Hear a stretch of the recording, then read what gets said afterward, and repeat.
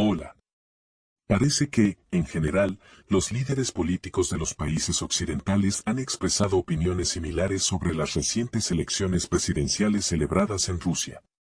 Normalmente estas opiniones giran en torno a acusaciones de comportamiento antidemocrático, irregularidades electorales, legalidad cuestionable en ciertas regiones, supuesta coacción a la población, supresión de votos de la oposición y similares. Sin embargo, está claro que al hacer tales acusaciones, los políticos occidentales se están poniendo en una posición difícil e incómoda. A pesar de la imposición de sanciones, sigue siendo necesario comunicarse y negociar con los dirigentes políticos rusos. Ya sea directamente con el presidente Vladimir Putin o a través de canales como el ministro de Asuntos Exteriores ruso Sergei Lavrov, el representante permanente de la ONU Vasily Nevensa, los embajadores rusos al frente de misiones diplomáticas en diversos países, la necesidad de diálogo sigue existiendo. Si se anulan oficialmente los resultados de las elecciones presidenciales rusas, significaría que no solo Putin no es reconocido como presidente, sino tampoco todos los ministros, diplomáticos y jefes de los servicios de inteligencia, ya que son nombrados por el presidente. En tal caso, surge la pregunta, ¿con quién deben negociar los países occidentales? Aunque la confrontación se intensifique, los políticos occidentales siguen necesitando ese compromiso. Por ello, a pesar de las críticas a las recientes elecciones presidenciales, se suelen evitar las declaraciones directas y contundentes de no reconocimiento de los resultados. La única excepción a esta tendencia fue el Ministerio de Asuntos Exteriores alemán, que declaró oficialmente que no se referiría a Putin como presidente en sus comunicaciones oficiales. Sin embargo, Estados Unidos es conocido por expresar algunas de las opiniones críticas más concisas sobre la cuestión. Aunque ha calificado la elección de antidemocrática, Estados Unidos no ha profundizado en los motivos que subyacen a tal caracterización.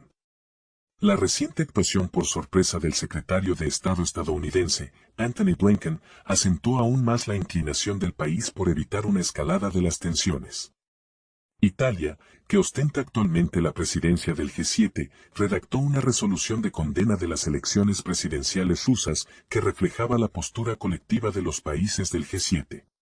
La resolución criticaba duramente las elecciones, calificándolas de farsa entre otras humillaciones, y el lenguaje utilizado rozaba el insulto al propio Putin. Aunque el asesor de seguridad nacional del presidente estadounidense apoyó la resolución, Blinken, encargado de la respuesta política estadounidense, intervino y aplazó la resolución. La justificación de este veto fue la objeción de Blinken a algunas de las críticas a las elecciones rusas incluidas en la resolución.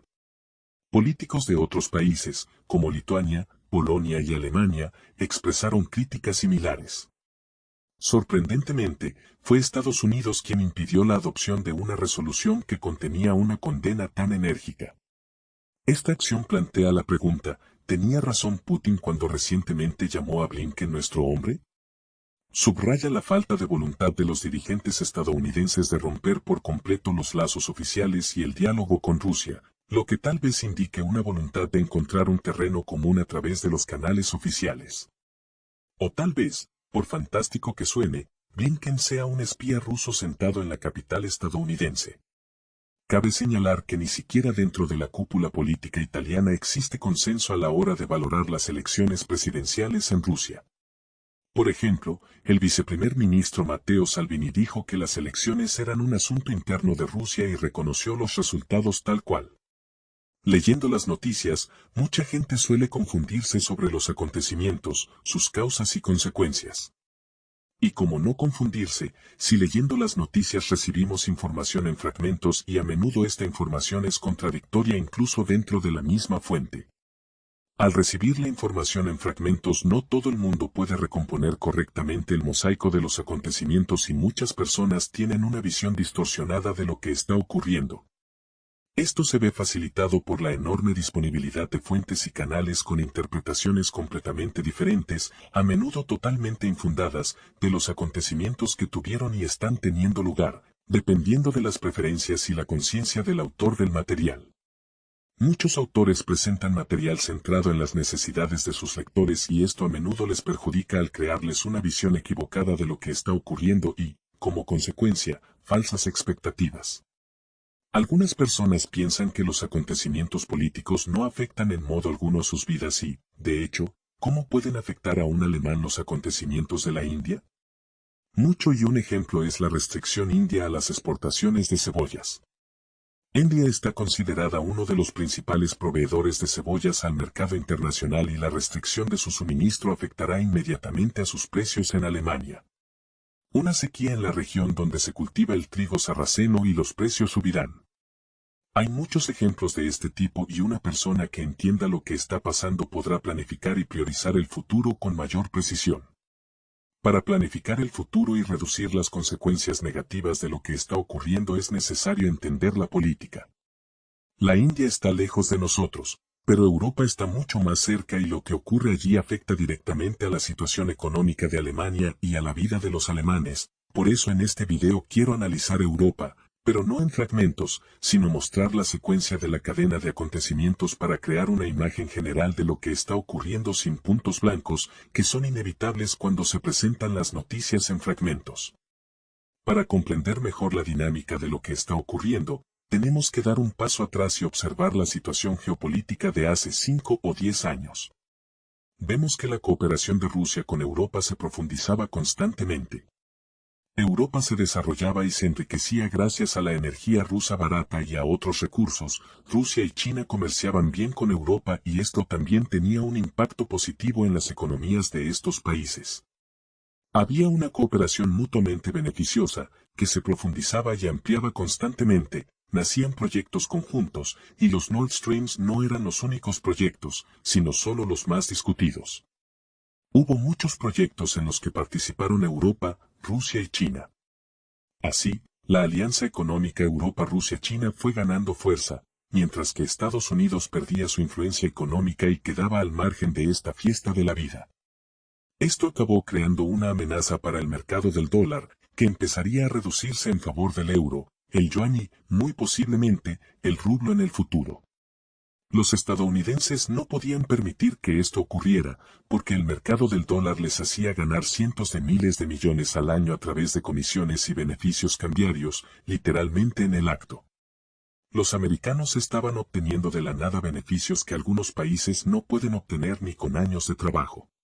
Había que hacer algo al respecto y no en vano los estadounidenses etiquetaron a los chinos como enemigo económico número 1, con los europeos en segundo lugar.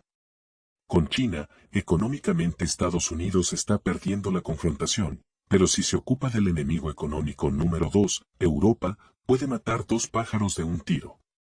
Alemania se considera el país líder de la UE, y cortarle el acceso a los económicos recursos rusos que han proporcionado su crecimiento económico y prosperidad provocará inmediatamente una crisis económica para toda la UE.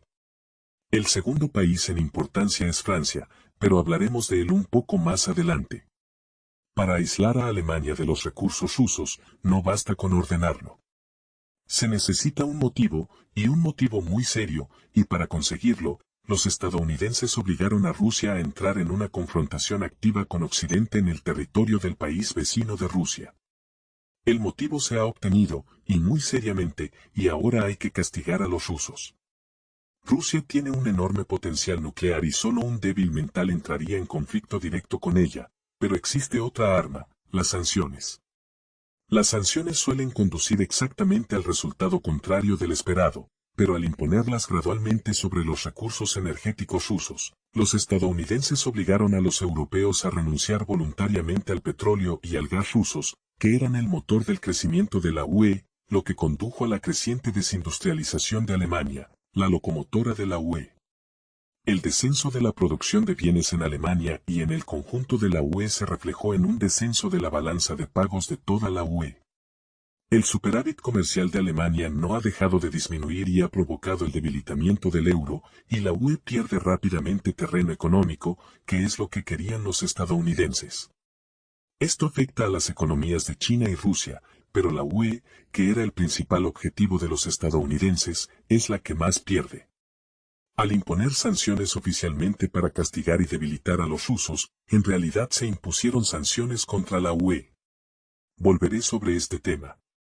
Además, los estadounidenses se hicieron con el control total de los países europeos al hacerlos dependientes del GNL estadounidense. Es suficiente para levantar la cabeza de los socialistas, ya que los buques gaseros serán desviados a otros países, y los europeos se calentarán con la esperanza de un milagro en las frías noches de invierno. A menudo me encuentro en completa sorpresa e incomprensión por la política de los europeos. Muchos no entienden por qué los europeos imponen sanciones en su propio detrimento. Desde 1945, los estadounidenses han controlado por completo la política de Europa Occidental. Y entonces y ahora se crearon muchas organizaciones no gubernamentales que encontraban y reclutaban a los europeos con más talento y los dirigían casi desde la universidad. Los líderes europeos lo entienden todo, pero siguen las instrucciones de quienes les proporcionan su bienestar. Más de una vez los congresistas de Estados Unidos han dicho que no es necesario ocuparse de toda la población del país, y que basta con dar a su líder una bolsa con dinero. Los estadounidenses no ocultan esto. Para entender mejor lo que está pasando con los líderes de la UE citaré un posible diálogo con Scholz, que también podría ser con el líder de cualquier país europeo. Olaf, tu población no está respondiendo bien a la amenaza rusa. Querido yo, la población no cree realmente en la amenaza rusa. Especialmente los alemanes del este. Tuvieron rusos durante la época soviética y no vieron nada malo en los soldados y oficiales rusos e incluso los trataron de forma amistosa. Bueno, entonces asusta a los alemanes occidentales el doble con rusos, y entonces tal vez algunos de los alemanes orientales creerán en la amenaza rusa. ¿Sí, has estado en tu mansión en una hermosa isla? No, demasiados problemas. ¿Por qué? Bueno, cuando lo hagas, te dejamos una pequeña maleta con dinero en el pasillo, una amarilla, para dinero de bolsillo, para que no tengas que correr al banco. Junto a ella verás mi regalo, una bolsa con palos de golf y prismáticos. ¿Para qué necesito binoculares, yo? ¿Qué quieres decir? Estás cerca de la mansión Burbock, así que puedes verla saltar en el trampolín. Puedo verla saltar sin binoculares. Olaf, piensa en grande. Junto al trampolín está la piscina donde nadará Burbock. Eres un genio. Scholz se frotó las manos de alegría. Los prismáticos son salvajemente geniales. Gracias, y por los prismáticos asustaré tanto a los alemanes con los rusos que perderán el sueño. No saqué a colación el posible diálogo con Scholz porque sí, sino para dejar claro por qué Scholz no reaccionó ante la destrucción de los arroyos del norte. Si los americanos lo hubieran ordenado, Scholz habría apretado él mismo el botón del fusible, porque depende totalmente de ellos. Los arroyos del norte podrían haberse dejado sin destruir porque incluso en el mejor de los casos no se lanzaron y probablemente no se iban a lanzar.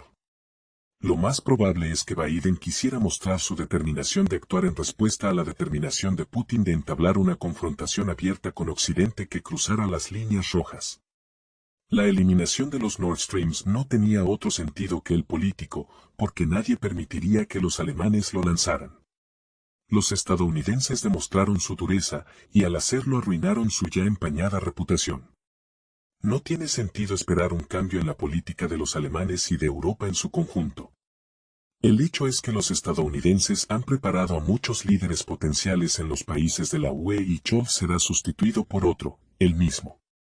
Los estadounidenses no solo controlan a los líderes europeos, sino que también crean y financian a la oposición. Estas formaciones de la oposición critican al gobierno actual para guardar las apariencias, pero en realidad también trabajan en interés de Estados Unidos. Así que tampoco debemos depositar nuestras esperanzas en la oposición de los países de la UE. Trabajan para el mismo amo, pero con métodos diferentes. Los estadounidenses decidieron tratar a Francia de forma algo diferente, porque Francia podría ocupar el lugar y la posición de Alemania en la UE. Los franceses dependen mucho menos del gas ruso que los alemanes, son sobre todo energía nuclear. Había dependencia del gas, por supuesto, pero fácilmente superable. En la época en que la energía nuclear en Francia reducía la generación de electricidad, la obtenían de los alemanes, y cuando la generación superaba considerablemente las necesidades francesas, exportaban electricidad a Alemania. No es una dependencia insalvable y por eso los estadounidenses privaron gradualmente a los franceses del acceso al uranio barato. Si alguien piensa que los estadounidenses no podrían haber pacificado Níger e impedido que los nigerinos se hicieran con el control, se equivoca. Podrían haberlo hecho, pero no lo hicieron, y en su lugar ayudaron a los franceses a evacuar el país. Francia compró a Níger materias primas de uranio a precios 200 veces inferiores a los del mercado. Ahora Níger vende las materias primas a precios cercanos a los del mercado y sus compradores siguen beneficiándose. ¿Se imaginan lo que se beneficiaron los franceses al obtener uranio de las colonias y lo que perdieron en realidad? Ahora tienen que comprar combustible para las centrales nucleares a precios de mercado y esto ha encarecido mucho la energía. Y la energía es el ingrediente más esencial para que las industrias funcionen y haya crecimiento económico. Ahí es donde están las verdaderas razones de la histeria de Macron. Y ahora es el momento de que volvamos la vista a Rusia y tratemos de entender qué impacto han tenido las sanciones en Rusia y por qué. Existe la idea errónea entre los rusos de que no hay economistas y analistas avanzados en Estados Unidos y Occidente en general. Los hay, y muchos de ellos son mucho más geniales que algunos rusos. Los estadounidenses sabían que las sanciones acabarían provocando el fortalecimiento y el crecimiento económico de Rusia, pero su objetivo principal era Europa y el objetivo complementario, China. Esto puede confirmarse con las palabras de Baerbock 360, quien, mientras visitaba a los vecinos de Rusia, cuando estos se quejaron de que las sanciones tenían poco efecto sobre los rusos, soltó en un santiamén: sabíamos desde el principio que las sanciones no tendrían mucho efecto sobre Rusia, pero seguimos imponiéndolas. Esta declaración suya fue rápidamente eliminada, al igual que la declaración de Úrsula cuando expresó las pérdidas reales de los oponentes de Rusia, pero las palabras, como suele decirse, ya han sido dichas y estas palabras no pueden ser olvidadas. He dicho más arriba que los estadounidenses están matando dos pájaros de un tiro, Europa y China.